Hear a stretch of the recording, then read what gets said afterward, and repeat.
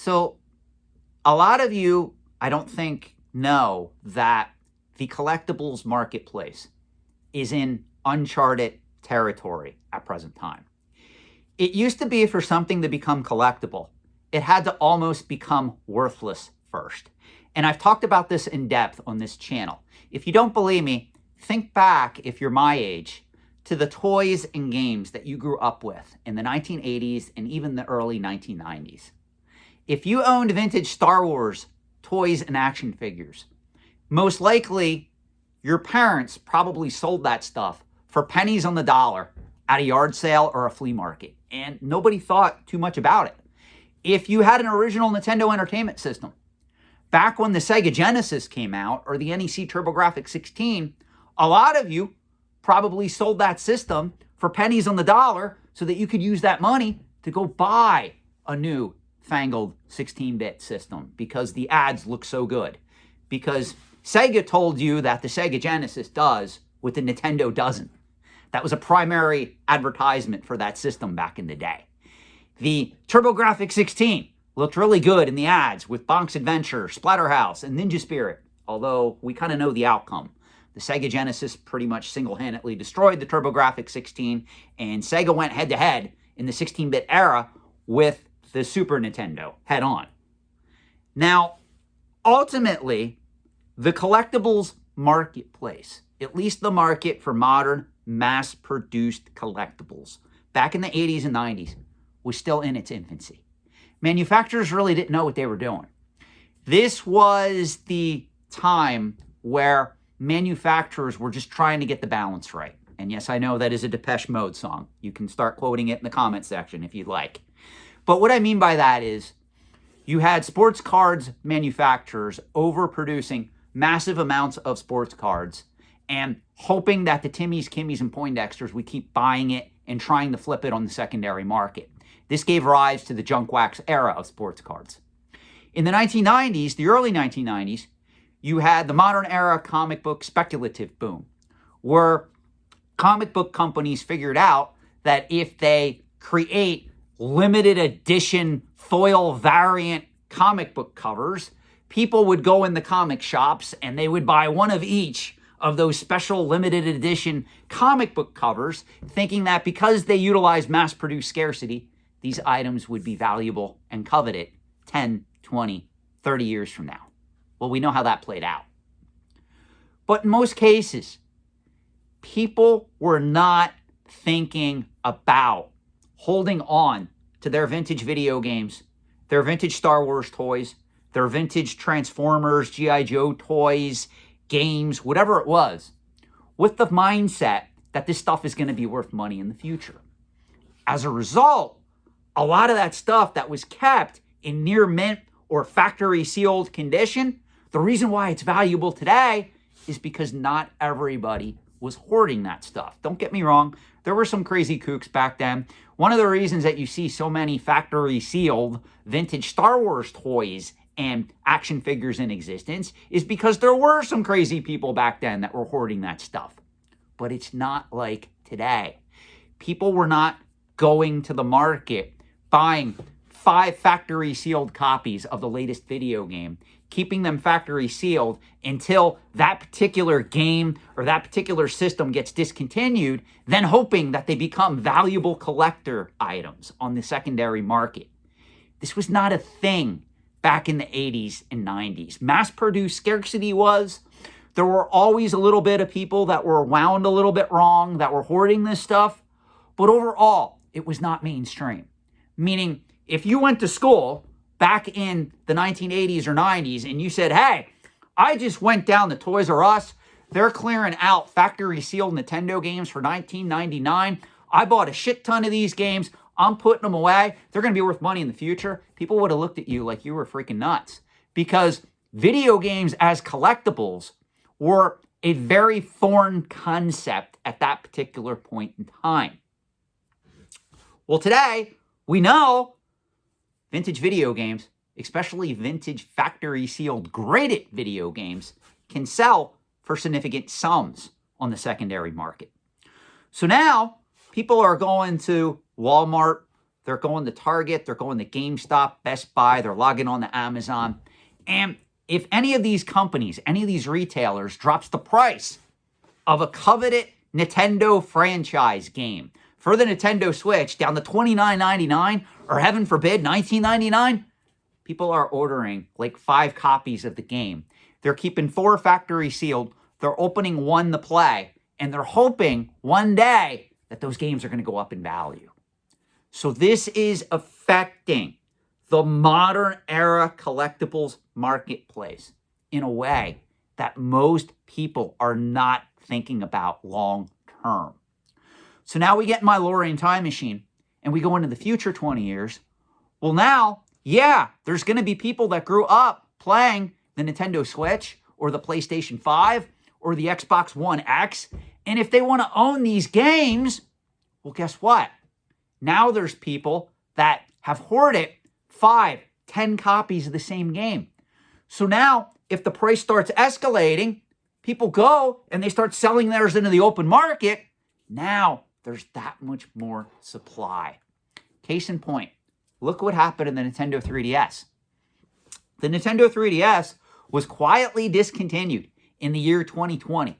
And a lot of people didn't even really know it was discontinued. Just you went into Walmart, you went into Target, you went into GameStop, you went into Best Buy, and you saw the shelf space that the Nintendo 3DS line and products took up was getting smaller and smaller.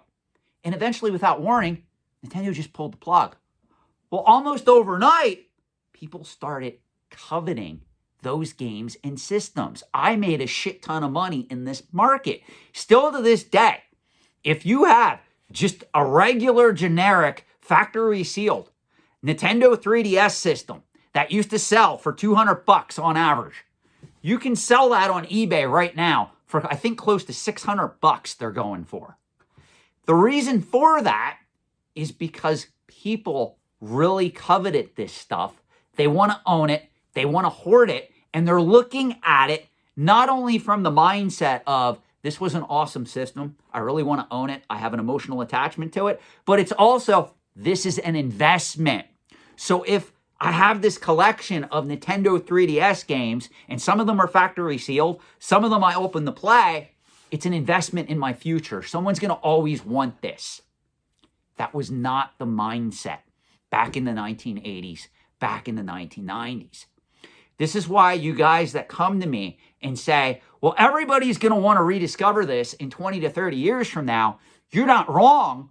The problem is you're not understanding how much of this stuff is being stored in near mint factory sealed condition. So when that happens, these type of younger collectors that just want to experience it for the first time, or older collectors that sold off their systems and games and want to rebuy it, they're going to have a lot of supply to choose from.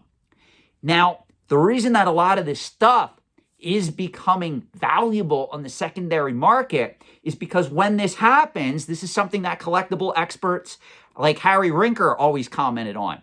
People start hoarding this stuff in mass, and they don't want to let it go.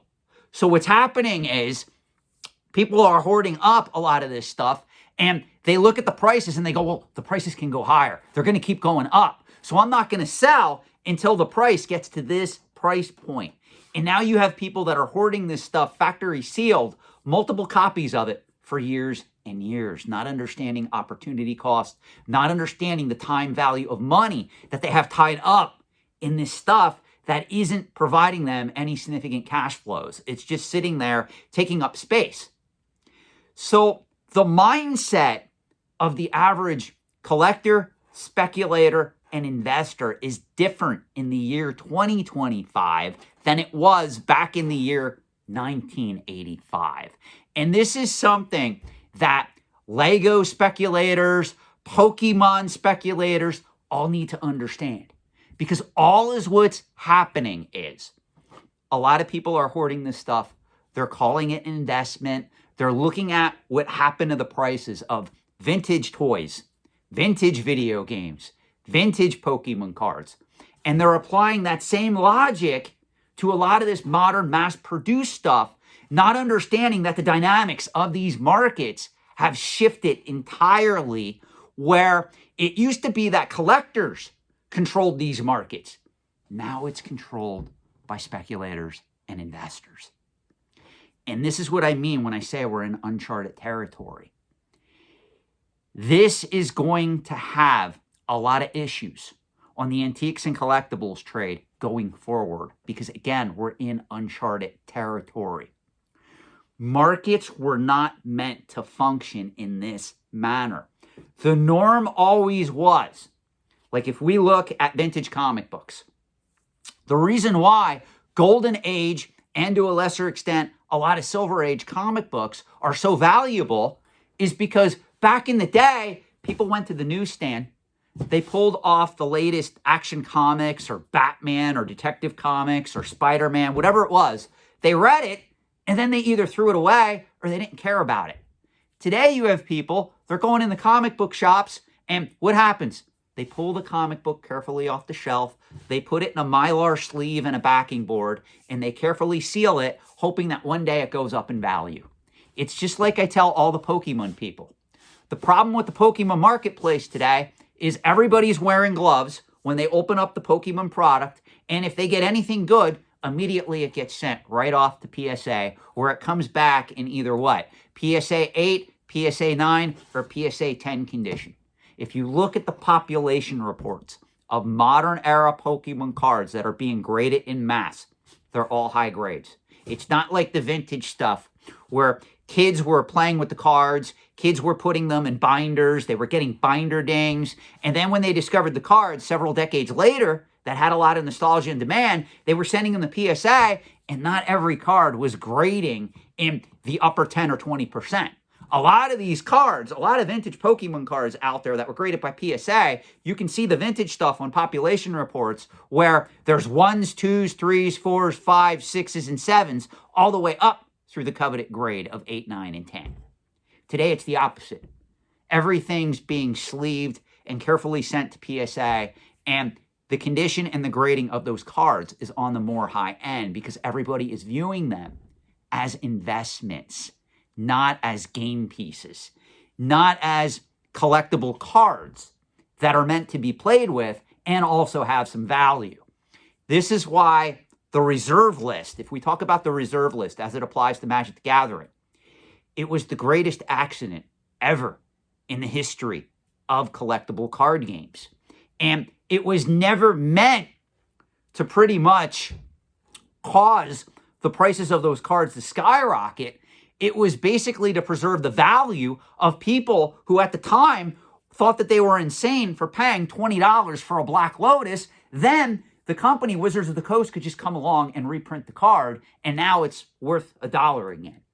And insanely, it had the opposite effect, where it actually preserved the values of those cards that today, in the year 2025, vintage Magic the Gathering cards, we all know, especially if they're graded, they can be seen selling for tens of thousands of dollars in certain cases, or 6 figures in the case of the Black Lotus. So it's just really interesting to me how the average speculator, the average collector, even the average investor doesn't think about how much the collectibles, especially the modern era collectibles marketplace, has changed in just a period of 20 to 40 years. Because even when the Nintendo GameCube came out, there were very few people hoarding factory-sealed Nintendo GameCube games. There were some people, but the hoarding of factory-sealed games, video games in particular, really didn't become a thing until the Nintendo Wii premiered. This is why I warn you guys, there's a lot of people out there that are sitting on multiple copies of factory-sealed Nintendo Wii games, like Super Mario Galaxy, Super Mario Galaxy 2, Mario Kart, Donkey Kong Country Returns, The Legend of Zelda Twilight Princess. A lot of those games were hoarded in mass. That is going to affect the market inadvertently going forward. And the same thing's going to happen with Nintendo Switch. It's just going to be very interesting if the Timmies, Kimmies, Poindexters, and the hoarders and speculators out there are actually going to let Nintendo Switch games drop in price, or are they just going to consistently hoard them up until Nintendo stops producing all of them and focuses their attention on the Nintendo Switch 2? Well, I can tell you this. You guys that are aware of what happened with the Nintendo 3DS line of systems back in 2020, you already know the answer. Thank you for watching. Let me know your thoughts in the comment section below, and I will see you in the next video.